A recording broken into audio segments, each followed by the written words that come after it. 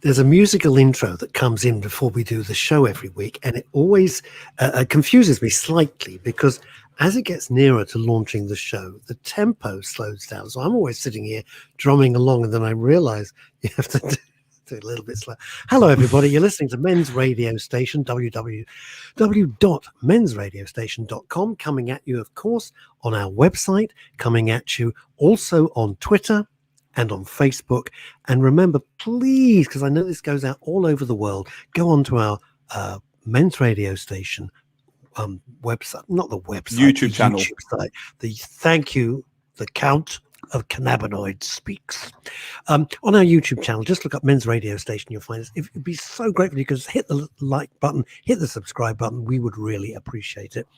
It's another education for me. What's that? There are also some incredible other shows out there. You know, like Men's Radio has got these incredible shows. And if you like learning more, you want to basically just understand more and talk more and just one of those great discussion platforms, Men's Radio really is that. So I urge all other listeners to check out some of the other shows because there are some fantastic hosts sharing some incredible information and creating some real conversation around important topics, which mean everything to all of us. So incredibly support the system. Plus, they're winning awards left, right, and center. Now, in my mind, you don't win an award unless you're, great at something. Ask Usain Bolt. No one hands him gold medals for no reason. So just saying, Russ is doing something super special.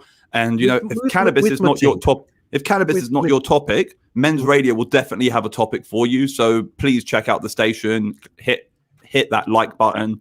Follow Russ. Give him support because all he does is support everyone else out there. It's very kind of you. Straight away, let's go to Eve Phantom. Crazy name. Crazy gal, who's saying hi, guys. Hi to you. Well, this is, as I was starting to say, that was very sweet of you, Ollie. Thanks very much.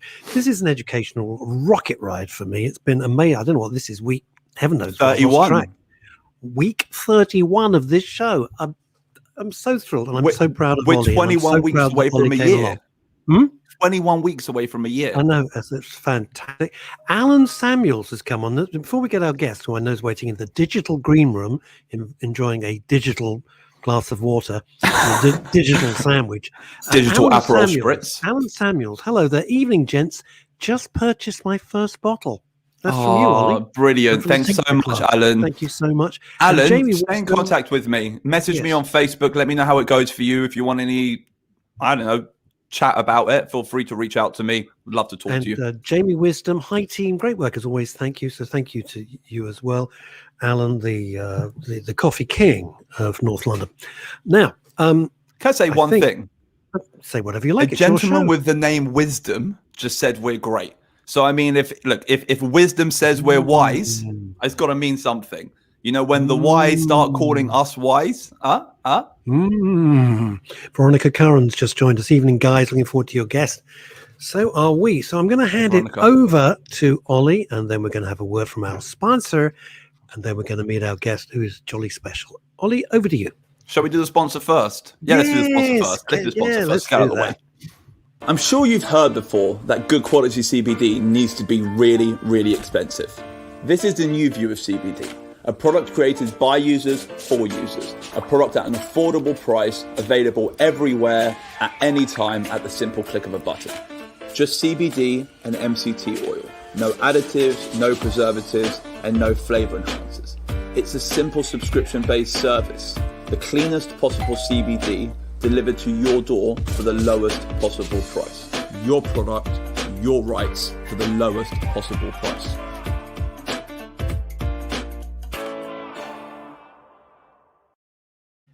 The coolest ad. Ta-da! Okay, it's a cool ad. Okie dokie. Oliver, do the introduction because this is a very special guest. I'm more excited. So our guest this week is a gentleman by the name of Guy Coxall. He was actually on in one of our December episodes just before Christmas. And he's incredible. I'm going to give my introduction, which is my written introduction as usual, because, well, I just find it easier than off the cuff. And then we're going to bring him out and we're going to have a great conversation.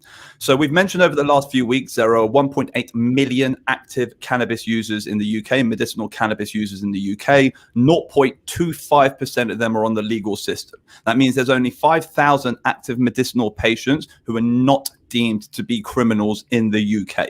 Unfortunately, the rest of us 1.8 million-ish people, give or take that 5,000, automatically fall into the category of lawbreaker, criminal, and social deviant. The negative connotations surrounding cannabis are unfortunately ingrained across our society and culture in the UK. There is a counterculture surrounding cannabis which doesn't seem to be changing. Even though cannabis is medicinalized and countries around the world are changing their drug policy and drug reform, in the UK, patients who have access to cannabis medicinally still sometimes fall under the sharp knife of the law through this convoluted, misguided, overarching UK law, which we seem to have. Our guest today works tirelessly defending the rights of those who cannot defend themselves. That's Guy. Those who have been forced into hiding in silence to live a life of comfort. Guy has come on the show before, back in December, as we discussed his last report, a historical and political and sociological report focusing on the history of cannabis in the UK and around the world, the associated prohibitions and the unjust treatment of patients, and the issues with law surrounding cannabis reform. Today, we aim to go a little bit deeper, off the back of another fantastic report created by the CEDAR Future group, focusing on the human rights to health, a history of cannabis medicine, a closer look at governing law, and a general summary of 130 years of cannabis prohibition history. I thought it would be nice to give Guy a platform to discuss his findings and educate us all a little bit more on the history of the plant, which we all want to know more about. If you want to learn a library of information, concisely presented and accurately portrayed, please download and read his report. I'm going to get Guy to share the information of where you can get it. The thing is literally an encyclopedia of cannabis. And if you take the 2 reports he's done, you'll learn more in those 2 reports than you will from anything else out there, because it's so accurately and concisely created to kind of make it absorbable by us, the end users. So if you want to learn, I suggest you read them. These reports are very valuable as they skim through everything you might want to know about this industry and about this space. Historically, politically, culturally, it focuses on it all. They create a picture of how cannabis has come to be demonized as it is as well. Because we all have this idea of, why does the world see cannabis the way it sees cannabis? Why do people like Philip Anthony Bevington get their house raided for trying to keep themselves alive? Why are mothers like Tanine Montgomery going through the walls to find their children medicine? And why are mothers like Callie Blackwell, who we heard from last week, forced into this culture of silence in order to save a loved one's life? There is this connotation around cannabis which is so negative. And if you want to know how we've got to that point, read these reports, because they give a really great understanding of how the world has got to this understanding of cannabis. The main thing I like about Guy is that he defends those who are unable to defend themselves. Struggling and suffering with an ailment is hard enough. But when you are forced to justify your actions and defend them, when you are forced to explain why you choose that direction, when no one else cares about the reasons for your actions, you're left alone, you're scared, and most of the time you're vulnerable. Guy helps these people, you, me, us, who are kind of left in the dark when we only have us and our problems. Guy helps those people. His view of cannabis reform is a frontline view. His experience in cannabis is a frontline experience, and his role is very much on the front line, trying to make the world a better place for cannabis users one day at a time. For a lot of people, Guy is their only hope at a fair and just argument and defense. So when a lot of these patients are deemed as criminals, the only person they have to turn to is Guy, who will turn and be like, look, you're not a criminal. All right. It's very important. You're not a criminal. Here's your defense. Here's your argument. It's important for you to not label yourself the way you've been labeled by others. And he creates these fair representations which enable patients to kind of live with less fear. I think that's basically it. It's a great introduction. So if we can bring on our guest, and then we can just start our conversation. But he helps right the wrongs in our society and in our culture. And he really is one of these patient defenders. And he's an incredible dude in our industry. Good? It's good enough? Excellent. All right, Guy? Is that all right? Bit too much? Okay, fine. Let's jump straight in. Why do you write these reports? Because I care about anybody who uses cannabis who gets prosecuted unfairly. That I know the laws based on ideology, racism. You know, it doesn't have any grounding, doesn't have any foundation evidence, and so many thousands of people and millions of people are being persecuted. I mean, you can think of most of the people in prison today for cannabis offences. They're political prisoners, not just prisoners. It's all political, and it has to stop. And there's so many people suffering every day. You know, it's just so wrong. Sorry, Guy, to jump in. Sorry to jump in straight away. Apologies. Why are they political prisoners rather than people who've broken the law? Because the law doesn't have any foundation evidence to support it. You know, the government say there's serious evidence of harms to individuals and to society, but that's been disproven. And if you actually look at all the different reports, it's all political. It's all about a deterrent effect to stop people taking drugs. And I'm sure there's a certain amount of, you know, corporate responsibility there as well. So, you know, because it's political and it's not based on law, they're political prisoners. Okay. So if you read Guy's most recent report, so the first report I found to be a bit more, I'm going to use the word educating. I'm not saying the second report wasn't educating. The second report I found to be more enlightening. Okay. So the first report, I really much found it to be, you know, this history of how hemp has been so ingrained in our lives since, you know, over history. And I found this second report to be almost a presentation of the arguments pro and against cannabis from a political level over the last 100 years.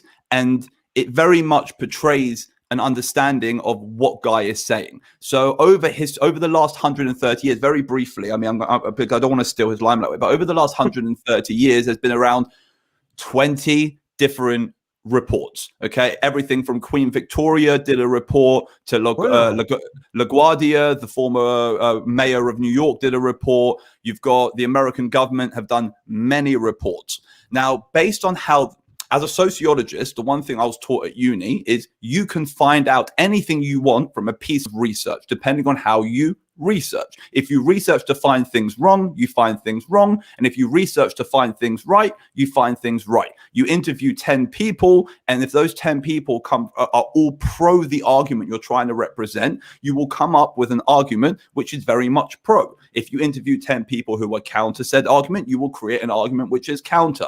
And the facts that you've accumulated through your research create that argument. Now, as a researcher, we're fully in control of the argument we want to create. And one thing I read during Guy's report is a lot of these, you call it cannabis reports over time, have been created with an idea in mind. I want to prove that cannabis is dangerous. I want to prove that cannabis is safe. And what happens is depending on what you want to prove, you prove. And that's why I want to say it's more political, because how can you say that something is good and something is bad, have arguments for both, and then make a decision that it's bad? But there are arguments that it's good. So therefore, there must be some form of other agenda which is pushing the argument across. I just suggest everyone should read the report, because it really did create this idea for me of, hold on a second, I didn't realize that in the 1940s, when there was all of this counterculture, counter-cannabis propaganda, there was also a lot of pro-cannabis propaganda, but it was just the pro-cannabis propaganda was just ignored. And what happens is you have, you know, it's almost like the powerful always get their message across. And LaGuardia created a report at the same time as the president of the United States. And of course, the president is more important than the mayor. So the mayor's findings fall at the wayside and the president's findings rise to the top. And you create this, you know, you create this culture of false information because the powerful are bringing it to the top. That's just what I got from reading. At least he got an airport named after him. Now, Guy, where do you find this report? People obviously very interested. They're listening all over the world. And then Ollie gets messages from like everywhere, and they find it on fantastic radio platforms far beyond that we even knew we were on. Go figure. So where can one pick up a copy of the report? On our website. So we've got a website, seedourfuture.co.uk. And if you go onto the news tab, it's right at the top there, and it's a Seed Our Future WTU combined report. And it's free to download for anybody to read. Oh, excellent. Thank you so much. WTU is another organization. We the Undersigned, they're actually our guests next week as well. So I'm sure we will touch upon this topic of this report as well in the coming weeks. So let me ask you a question.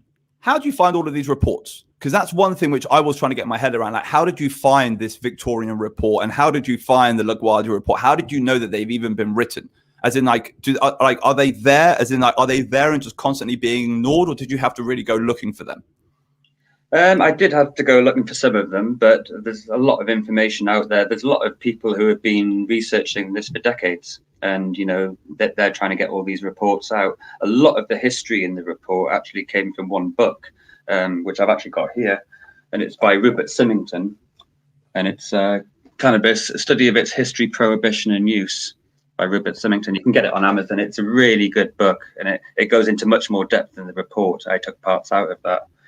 Because the history is fascinating when you look back, the last 130 years.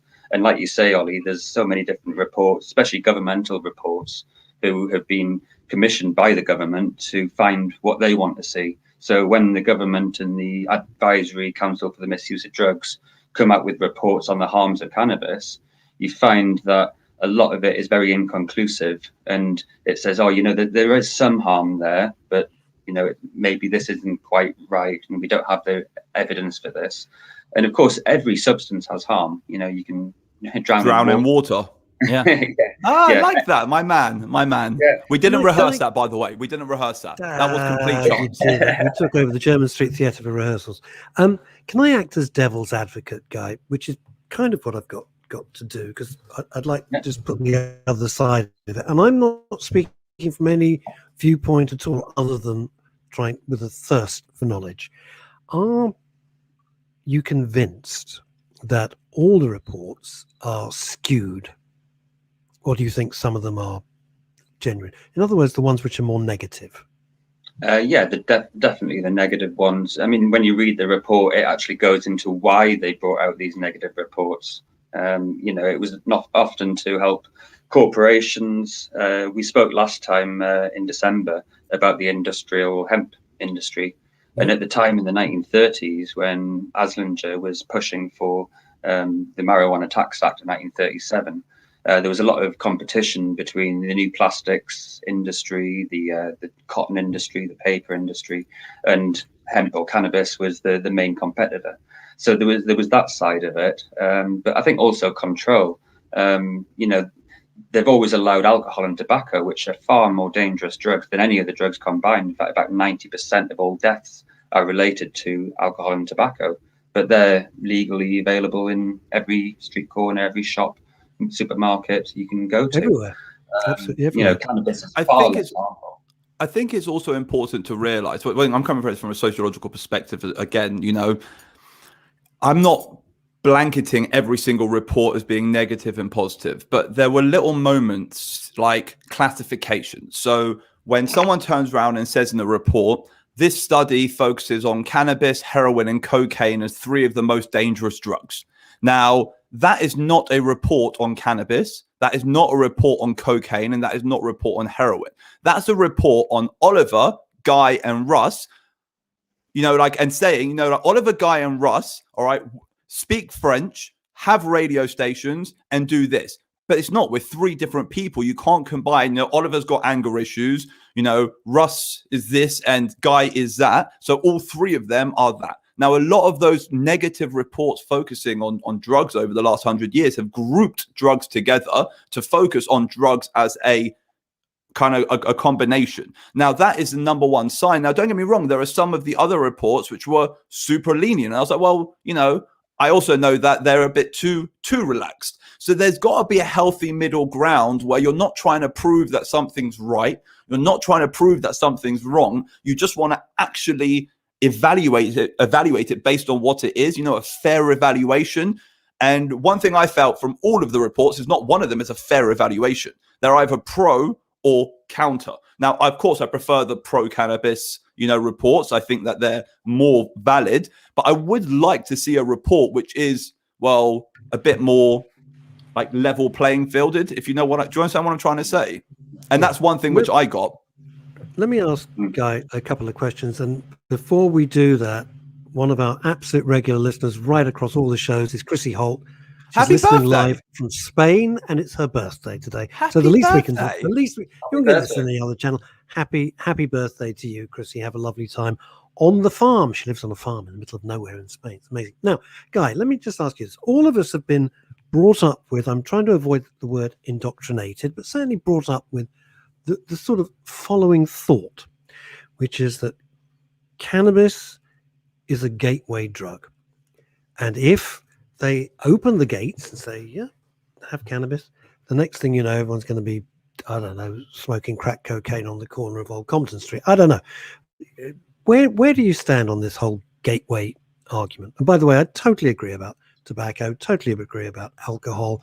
And for medicinal purposes, Ollie knows how passionate I am about it. But where are you, as a man who has studied this for years, on the gateway issue? Well, it's great because the UK government have actually admitted that that's been disproven. The ACMD and the Home Office have both admitted that the gateway drug is a fallacy. What they did was, again, going to research, they were looking at people with heroin addicts, for instance, and they were looking at their medical records, and they would see that they also smoked cannabis. And it's putting those two things together and going, oh, hang on, so the cannabis has led to their heroin use. And it's the same with mental health issues. You know, they look at people with mental health issues who are also using cannabis, and they say, oh, it must be the cannabis that's causing the mental health issues. But maybe these people instinctively know that they've got an endocannabinoid system and they're self-medicating with cannabis. Depression, anxiety, and a lot of psychosis has been disproven with, serious psychosis has been disproven with cannabis. It's only a very small minority of people who are predisposed to schizophrenia. In fact, the ACMD stated it was 5,000 men or 20,000 women would have to abstain from cannabis to prevent one case of schizophrenia. So it's such a small amount. And obviously, if people who are predisposed to schizophrenia were to smoke or to consume a cannabis that had good levels of CBD as well as THC, because CBD is antipsychotic and anti-anxiety, it would actually work as a treatment rather than a danger. Yep. So it's all variable, and it's because of the prohibition that a lot of the cannabis is very high THC. If we had a regulated market, like a wine shop, you'd have everything from a low-strength lager up to a bottle of absinthe and everything in between. So people would be able to choose what strain and ratio is best for them. We've got Rebecca Moore coming I'm sorry, on the show. Ollie, this is so fascinating. Forgive me. And I'm just, because Ollie and you know so much about it, and he knows a hell of a lot more than me. He teaches me through his reports. Well, all of your guests, Ollie, just stun me because I've never known such a group of articulate and interesting people. I found it absolutely fascinating. They've kept it very quiet, haven't they, Guy, that this whole gateway argument, which is what I've been brought up my entire life, and I probably said to my kids as well. They've kept it very quiet that it's been disproved. Of course they have, yeah, to keep the rhetoric. And if do you think they don't? If we put the corporations to one side for a second, I know it's hard to do, but let's just do it for a sec. Do you think they don't trust? And let's just deal with Britain for a second. They don't trust the British public to be able to go into a cannabis shop, whatever you might call it, and say, I want something that does, something mild I want. And they just go crazy and have stuff which is going to be detrimental. Do you think that's part of it? A level of trust? People have been taking psychoactive substances for, as long as there's been humans. You go back hundreds of thousands of years, people were using psychedelic mushrooms and cannabis. And, you're never going to stop people indulging in different things. I think most of the government now know the truth, but they're keeping it going because of more voting, really. That they're worried that if they start promoting cannabis and legalizing it, they're worried that a lot of people are going to stop voting for them and they're going to lose the election. It's this 4-year mentality that is one of the biggest issues, I think. It's also a majority of our... It's weird. I've said this very point to Ollie as well, haven't I? I've made this point, and this is not an area that I'm an expert in the least. but it is it would be a big election issue under any party. I think we live in a world where people want what they're told they're allowed to want. Okay. And the whole idea is, if we were told that we're allowed to want cannabis without being demonized, we're allowed to not be criminals, you're allowed to actually be okay, I'm sure the rhetoric would change. Like, the amount of active medicinal cannabis users I know who are embarrassed of the fact that they are cannabis users. Why? Because if their wives' friends found out, or their business associates found out that they were stoners, okay, it could jeopardize their career because of the negative connotation which is associated with being a stoner. On to your gateway comment. This is also from Guy's incredible report. So they say that 50% of all people arrested, okay, have cannabis on them. All right. They also say that cannabis is been used by over 75% of the population. So over 75% of the population of Britain has used cannabis at one moment or another in their life, which means that you've got 75%. It's called Ollie, 75. so you're not saying, sorry, Ollie, just for clarification, I'm sorry to jump in. You're not saying that 75% of the UK population are continually using cannabis. I mean, maybe just once. 75% of people have used cannabis at least once in their life. Okay. Now, so think about that. Now, think about, I think it's 0.1% of the, or 0.01% of the population has used heroin. So now over the course of their life. So you've got that big number, and then you've got a whole bunch of police who are out there looking to arrest people to meet a quota. And they have cannabis, which they can smell and see and find and automatically write a response for. It's more likely to be found because there's just more usage of it. Now, the more you have, I throw 100 marbles on the floor, I'm more likely to step on one than if I throw one marble on the floor. It's the same logic, all right, that you're more likely to come into contact with it. They also said that 50% of all arrested cannabis users have had zero criminal record, and they will have zero criminal record for the rest of their lives. So how is that a gateway?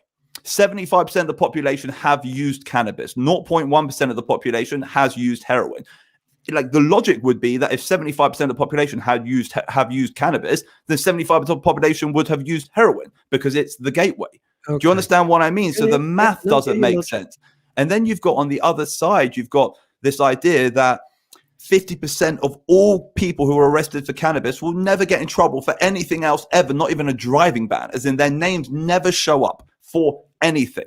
So you've got this culture where law-abiding citizens in every other single sense of the word, all right, are being turned into criminals. And there's this unjust, but we'll move on to that in a bit, Guy, because I wanted to talk about that. But I'm saying it's very important to understand, there's math behind this idea of a gateway. If 1,000 people walk through the gateway, 1,000 people show up on the other side. If 75,000 people walk through a gateway and half of a person arrives on the other side, the gateway is broken. Do you understand what I mean? So it might be a gateway drug, but it's a gateway to nothing else except, just being a stoner. Do you understand what I mean? It's a gateway to a label as opposed to a gateway to further crime. No, I get it. Sorry for ranting. So one thing I really want to talk about was this Royal Commission. It was one of the first reports in your report. I really like it because it's all based around Queen Victoria getting high. So Queen Victoria had menstrual cramps. She was prescribed cannabis. All right, that is a fact. And basically, off the back of Queen Victoria using a cannabis tincture to help with her menstrual cramps, the government launched on this incredible research project, which lasted around 3 years, based in India and focused on like 5,000 people from different cultures in India who all consumed cannabis. And they came up with findings that cannabis was basically safer than anything else on the planet. It was all after the opiate problem in China. They wanted to make sure that if they were to bring cannabis to the UK, they weren't going to replicate the issues which they caused in China by introducing opiates to China. Mm-hmm. What I don't understand is how that report 130 years ago came back on and it ended with legal licenses to import and distribute cannabis in the UK, legal licenses to import cannabis products from India for supply and distribution across the UK. That's how that report ended. What happened? As in, like, how did we go from that to this? Talk, share with me. So yeah, the Royal Commission basically proved that cannabis was relatively safe. You know, same as today. It still has some harms, but very minor. And the opium wars caused such devastation. I think there were 25 million Chinese became addicted to opium through this period, and it was mainly the American and the British governments and industries who were causing this issue. And there was so much embarrassment. They started having I've got it here. Sorry, the International Opium Conventions, and they started thinking, right, we need to start controlling it. It was mainly about opium and coca for cocaine that they wanted to control.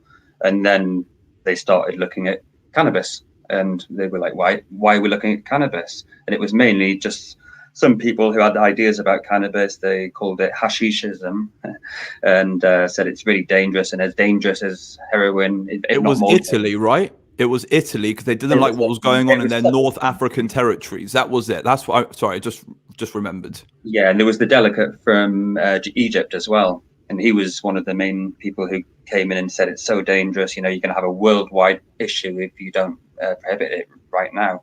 And they listened to it, and that's when it all started. And that led to the Dangerous Drugs Act of 1925, which for the first time in the UK in 1928, cannabis became illegal for possession, and it stayed there for the last 93 years. 1928. Did you say 1928 it came in? 1928, yeah. It's always like those things that income tax came in to pay for the. It was a temporary measure, irony there, to pay for the Napoleonic Wars. Best of my knowledge, those have been finished for quite a few weeks now, so maybe we should look at all of that. It's so fascinating how these things get enshrined, isn't it? Ingrained. So are you saying, Guy, really, that all of this is a bit of an error, a mistake? It's like based on a very few people's opinion, and that has, I'm going to use the word skewed again, the whole conversation. Absolutely. You know, it's a few uneducated people who maybe have a fear of a certain substance, and again, association, like the gateway theory. In India, there were quite a few people in mental hospitals, and they were worried that it was the cannabis. And this is where the whole mental health issue started 128 years ago. And what they found was some of the people in the poorer communities were smoking datura, which is a really poisonous plant. They were smoking that combined with cannabis, and that was causing serious mental health problems. And so it wasn't actually the cannabis, it was the datura. But once these ideas start developing, it just becomes, you know, a vacuum, and then governments just believe whatever these people are saying without any science to back it up. And that seems to be continuing to the present day. Bear in mind, it takes 4 years to do one of these reports, and someone's got 5 minutes to read it. So they read the title, they read the evaluation, and they're like, yeah, all right, you know, cannabis is bad. And then they go on to the racism as well. Black people are bad, Mexicans are bad, you know, cannabis and Mexicans and black people and cannabis used together. It's heavy in Africa, it's heavy in Mexico. You know what? Let's do that then. Let's just ban it. Let's ban it. It's actually a bit mental, because I'll be honest with you, if the counter arguments weren't present at the time, so if Queen Victoria's Council didn't come back with this glowing report on cannabis and basically legalized importation to the UK, then I would understand it. I would get it. I'd be like, look, you know what? Cannabis has been demonized for 150 years. There's never been any positive education around it, and now the positive education starts. I would understand that rhetoric, but that's not it. That's not the discourse here. The discourse here is there was truth and there was lies, and somehow truth fell into the background and lies took the limelight. And I don't get that. I mean, as a population, we deserve better. Now, I'm not saying everyone should legally consume cannabis. You know, like, if it's not for you, it's not for you. And I'm not saying it is for you. But I mean, if it's seen as safe, there's got to be this sort of, you know, like what? You know, like what's happening here? Like, how has this happened? Like, at least just be honest with me. Yeah. So, Guy, let's look at the world as it is today, just for a sec, because we've got loads of other questions now. Now you know you're here. Is this they've legalized it in a lot of states over in America and some parts of Canada, if I'm right. And obviously, we've got Amsterdam around the corner. How's that worked out from all your research? I don't mean like from what we get in the newspapers, from your research. Well, one of the biggest events that ever happened was 1961, when they had the Single Convention on Narcotic Drugs at the UN in New York.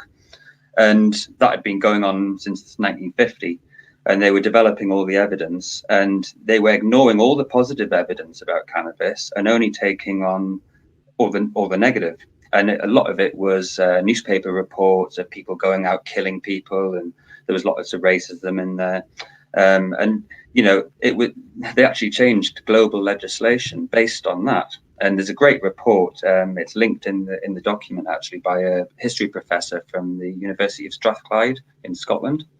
And he basically did a great analysis and found that it was all absolute rubbish. It was all lies. They completely ignored all the medical evidence, because cannabis has been used for 5,000 years as a medicine globally.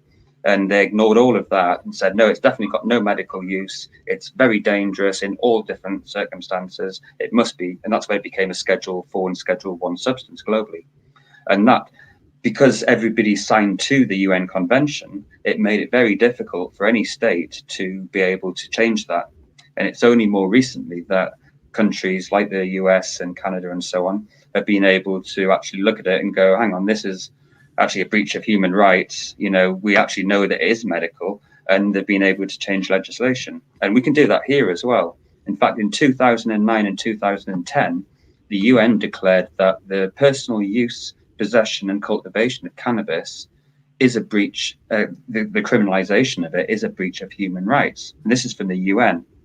And human rights should supersede statute law. And this is what I'm trying to find out at the minute with lawyers and the police. I'm asking the police, which do you put first? Do you put a statute law, or do you put a human rights law?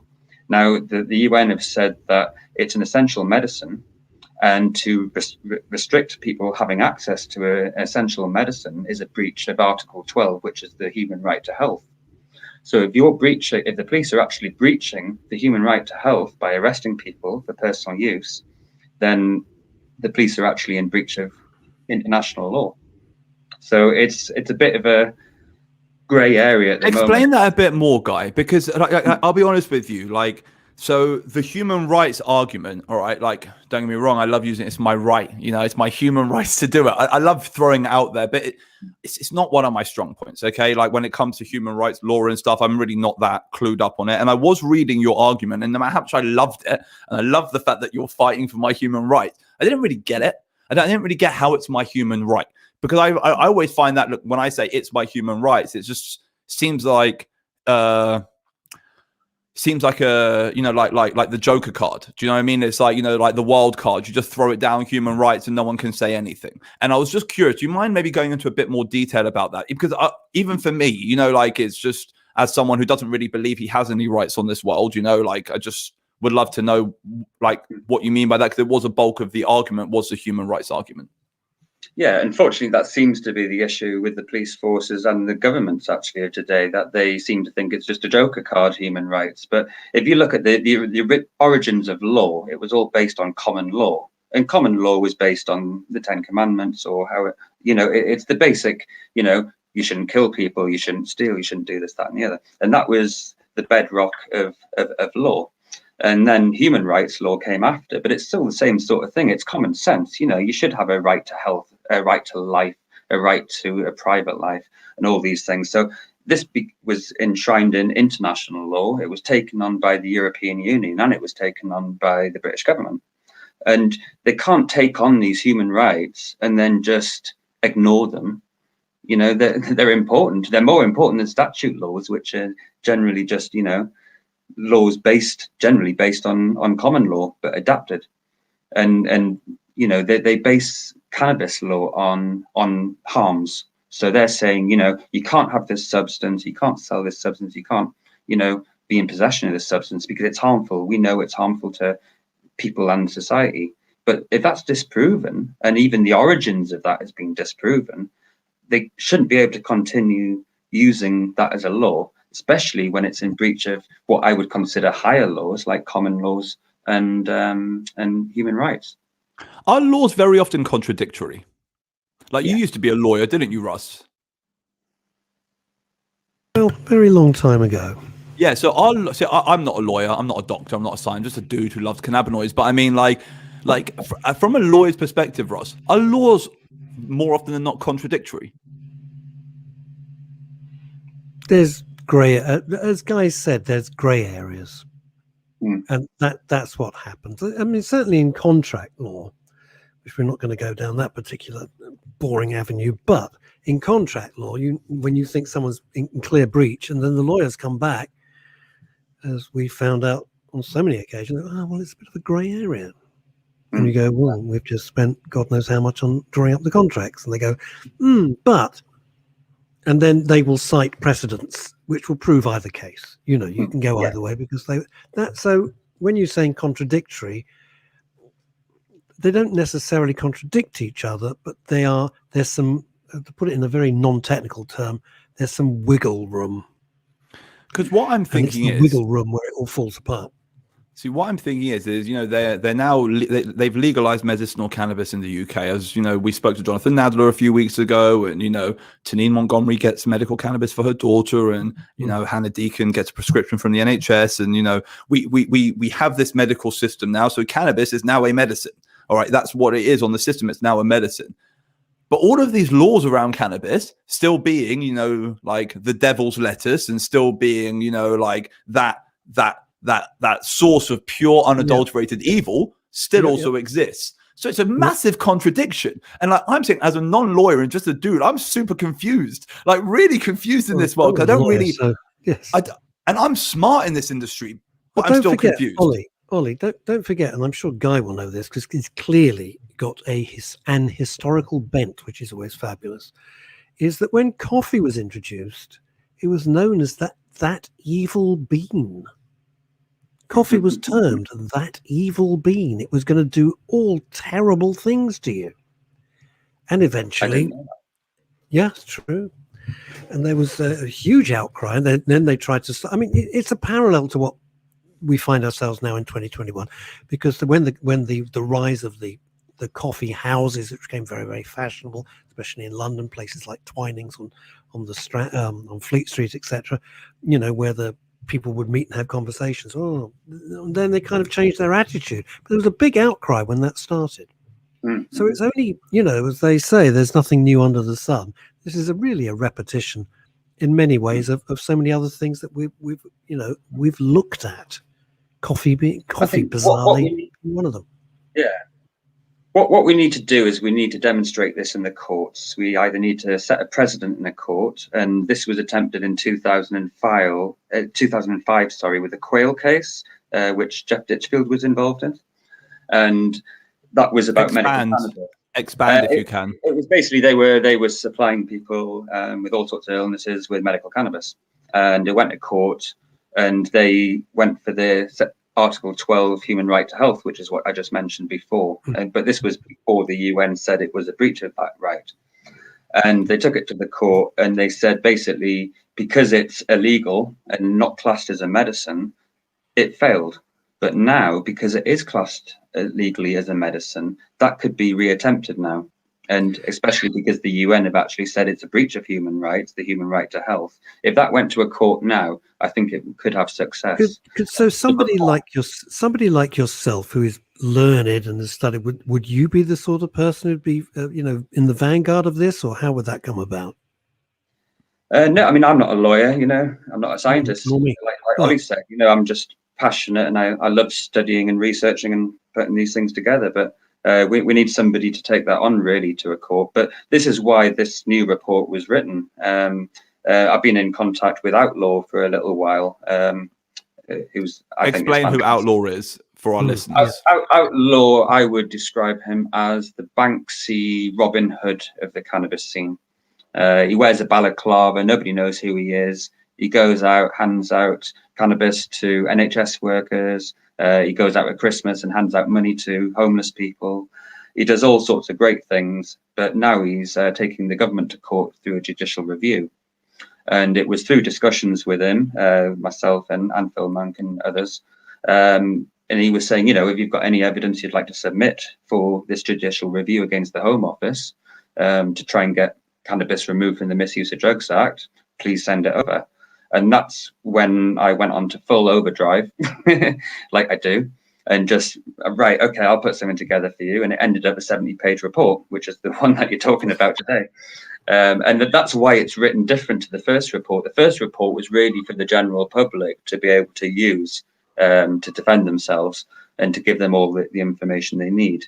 This report was actually designed to go to a court, to a judge in a judicial review. And basically, I thought, this is pretty much a solid argument. So if a judge in a judicial review looks at this, it's got a pretty good argument that actually cannabis should never have been placed in the Misuse of Drugs Act.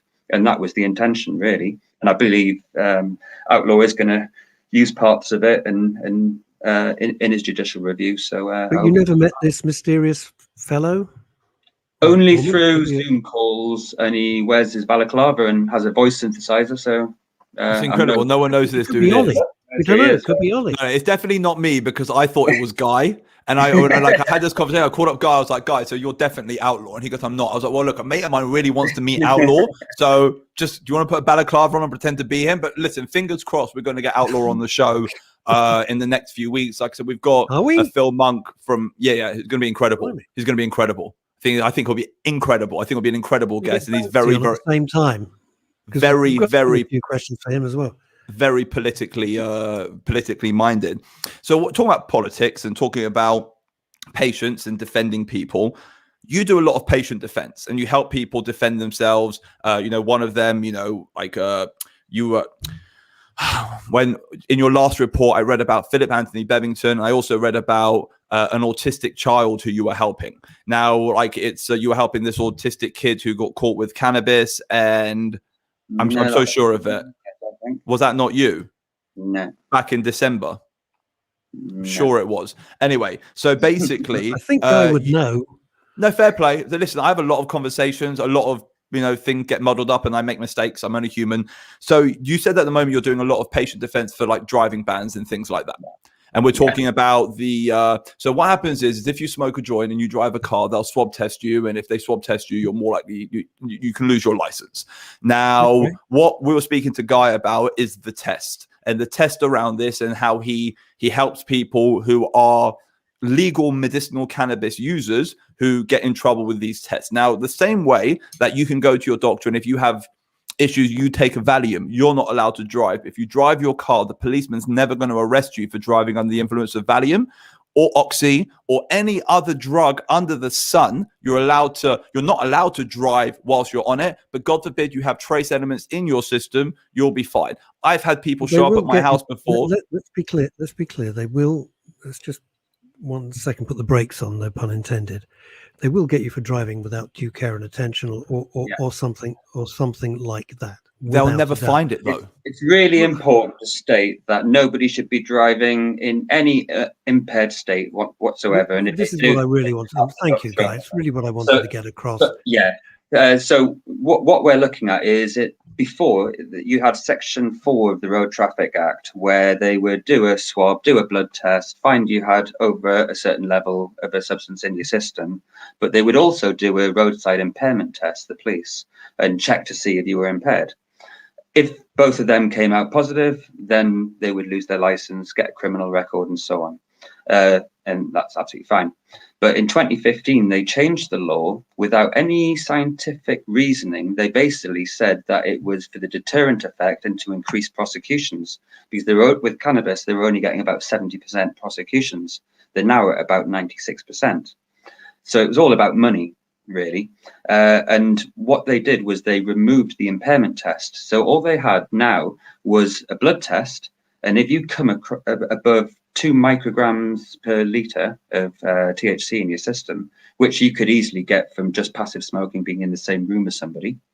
You can get that from shaking my hand, Russ. If you shake my hand, you will have more THC in your system than 0.2 milligrams. Are you guys being serious? I don't know. It's very different to alcohol. Alcohol, if you've got that in your system at a certain level, I think it's 36 micrograms per litre. If you're above that, then you are drunk and you are inebriated and you shouldn't be driving. With cannabis, of course, it's different because it reduces about 80 to 90% in the first half hour after use. So the UN have even actually admitted that there isn't any test. The blood test is inconclusive in a court of law. It can't be used in a court of law to show impairment. All it shows is that you've had cannabis in your system, but that's a small amount. You could have been at a party at the weekend. It's halfway through the week and you're driving to work and you're still over the level. And of course, medical cannabis users, if they're using it, they've got a good tolerance. They should still wait until they're unimpaired before they drive, of course, which is the same legislation for any other drugs. But as long as they feel suitable to drive, then they can drive. And if they've got a medical cannabis license, they do have a medical necessity defence that will get them off that. Although the police are still ignoring that and putting them through the courts. But I'm interested in the people who can't afford a prescription at the present time of arrest, but are eligible for one, because that's medical neglect and medical and financial discrimination. They can't afford their medicine because it's only available private, but they have to have their medicine to survive.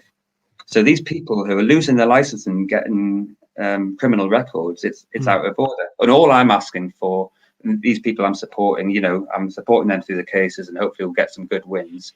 But what I'm asking the government is just to revert it back to Section 4 so that they have to show impairment, and then it's fine. When you say you're supporting, what's the matter? Mm-hmm. When you say you're supporting them, are you giving them the anecdotal evidence or the legal precedent, or what are you doing? Yeah, the problem is if they go to a court with the solicitor won't argue the law. They'll only argue the cases of the case, the facts of the case itself. Yep. So these people who are challenging cannabis laws have to go litigant in person. It's the only way they can actually do it and challenge the law itself. So what I do is I put together evidence dossiers for them, and I put together these dossiers that are sort of this thick, of all the evidence that they would possibly need, with expert witness statements, everything. I spend a lot of time preparing these, and then they take them to court, and I support them in the court as an expert witness. How, if you're not trained as a barrister, or courts are very intimidating environments, without a doubt. Mm-hmm. And if somebody's going in there and they're up against, say, the police or whoever it might be, who are much more used to that milieu, they're trained, they're etc. How do they cope? Because I'd freak out. It's very difficult. Give me a dossier like that, and I'd go to bits. Yeah, and sometimes they do. Sometimes they can't cope with the stress, but that they want to fight it. And it's the people who can actually keep their cool and, with the support, fight it through to the end, are the ones who are going to win. So we're going to have losses. It's going to happen, but we just need that one win to set a precedent. Is this at a magisterial level? Yeah, it's all within magistrates' courts because it's a summary only offence. My experience of magistrates, like friends of magistrates, is they're not legally, not legal people. They are members of, effectively members of the public. I'm going to be a magistrate. I'm applying to be a magistrate. Yeah. Yeah, I want to do it. I want to do it. And I've got a lot of people around me who are encouraging me to do it. And the fact of the matter is, you don't need to be legally trained. I've got a university degree. I'm hyper intellectual, and I'm definitely, modest. I fall outside of the quota of what they're going to do. So that whole idea of, the average magistrate is not someone like me. So hopefully, fingers crossed, probably won't get it. But if I do, you don't know. You got to try. Pray to God you come to my court, guys. Yeah. You got to try. I think it'll be great. The point I was trying to make, because it's fascinating the way that the guys come at this from quite a different angle.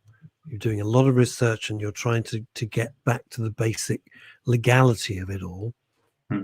A magistrate is several reasons. One is a question of time. They're not going to start arguing points of law. I can't see that's going to happen. And two, they won't have the wherewithal. This is no criticism. It would be the same if Ollie was there or anyone was there. They won't have the wherewithal to be able to make these sort of, judgments. No, and if not, then we take it to the appeal court, and we take it all the way up until we show them that, because it's a breach of human rights, and that's affirmed by the UN. We can take it higher up, and we can take it until we win. And hope. But I'm also planning on lobbying the Secretary of State for Transport as well, because he's responsible for the Road Traffic Act. And if I can actually put a report together for driving and send that to him and say, look, this is wrong. You need to revert it back 5 years because you didn't know medical cannabis was going to become legal and so on. Hopefully you'll see sense and do that. But it's only because the blood markers last for so long. Strategies from every angle, and hit them from every angle with different strategies until we get somewhere. It's because the blood markers last for so long. I think that's the number one issue. Cannabis stays in your system for like 3 months. Do you know what I mean? It's always there. You smoke a joint 3 months ago, you can tell in 3 months' time that someone smoked a joint. Yeah. And the thing is there are a lot of other drugs out there. And I wasn't saying that before that, no one gets in trouble. But I mean, that whole idea is if you are stoned at the wheel of your car, your policeman's going to know it. If you've just smoked a joint, your policeman will be able to smell it. He'll be able to, he'll know it. He'll know to swab you for it. If you're drunk, your policeman will know to swab you for it. If I've just taken a Valium, and the policeman just thinks I'm tired, I'm as dangerous driving as if I had drunk or as if I had smoked joints and if I'd got high. But no one's going to test me. They just won't do it. The same way that I know hundreds of people who take Oxycontin and who take... Ollie, they will. They won't. Test you. Yes, they will test you. When's the last time... You've had, Ollie, if you've had an accident, right, they pull you over... And if you've had an accident, yes, but Russ, I'm not mentioning weaving around or doing something, they will test you. True, but they test you. They give you a breathalyzer. They give you a breathalyzer for no reason. Like a lot of the people I'm working with have been stopped for no reason whatsoever. Yeah. They breathalyze you. They breathalyze you, and then they swab you. But I mean, the swab doesn't pull up pharmaceutical products, and the breathalyzer doesn't pull up pharmaceutical products. I get that. So then they have to arrest you. Then they have to arrest you with no signs of arresting you, which is fully illegal. So they can't do that. So the whole idea of you being on any other pharmaceutical means you're never going to get in trouble unless you crash your car. But most people don't get pulled over for writing off their car. Most people get pulled over for everything else. I've been pulled over 3 times in my life and I've crashed twice. And every time I've crashed, police have never shown up. And when I got pulled over, they let me go because I did nothing wrong. But they literally pulled me over for driving suspiciously. And I was like, what's suspicious? They go, well, you were driving at 30 and a 30. I was like, why is that suspicious? They go, no one drives at 30 and a 30. And I was like, okay. You're either too quick or you're too slow. It's incredible. We've got less than 3 minutes. You might find it interesting to know that when they do the swab, it'll come up with THC or cocaine. So if it comes up with THC and it's in your system, then they can arrest you and take you to a police station for a blood test. In my case, I have a needle phobia. And I have a fear of needles, so I can reject the blood test, and only the blood test is admissible as evidence in a court. So that's one thing. It's an interesting world, Ross. I didn't know you could claim that. Yeah. Mm-hmm. I didn't know that. Okay. Yeah. Sorry, Ollie. Probably last question. No, I was just saying it's an interesting world, but I mean, like it's not a 1 hour conversation. Unfortunately, it's like a 10-hour conversation. Yeah. But I mean, sorry, Ollie. We've only got a couple of minutes left. Can we talk about the PCC elections next week? Because we've got literally 1 minute. Shoot, go ahead. Yeah. All right. We've got the Police and Crime Commissioner elections are next Thursday, the 6th of May. Myself and Tim Henley, I don't know if you know Tim, have been doing a lot of groundwork, contacting every PCC in the country. A lot of them are pro-cannabis decriminalisation, especially the Liberal Democrats and the Greens. So we've got a list that we're developing, and we're trying to get information out to all the newspapers for next week. On our website, seedoffuture.co.uk, we're going to have a link to a list of all the pro-cannabis PCCs. Now, there were only 9.2 million votes across the UK last time 4 years ago. We've got about 6-7 million cannabis users. If we can get enough people to vote for pro-cannabis PCCs, they can create a de facto decriminalisation in their constituency. And hopefully we can get enough of the right PCCs in place to stop people being persecuted for these illegal laws. Guy, we're almost out of time. It's been an absolute pleasure. Thank you so much to our special guest, Guy Coxall, as always, to the miraculous, the hunk of hemp, as I call him, Ollie Mammon. We'll be back, God willing, same time, same place next week. Until then, stay safe. Thank you, guys.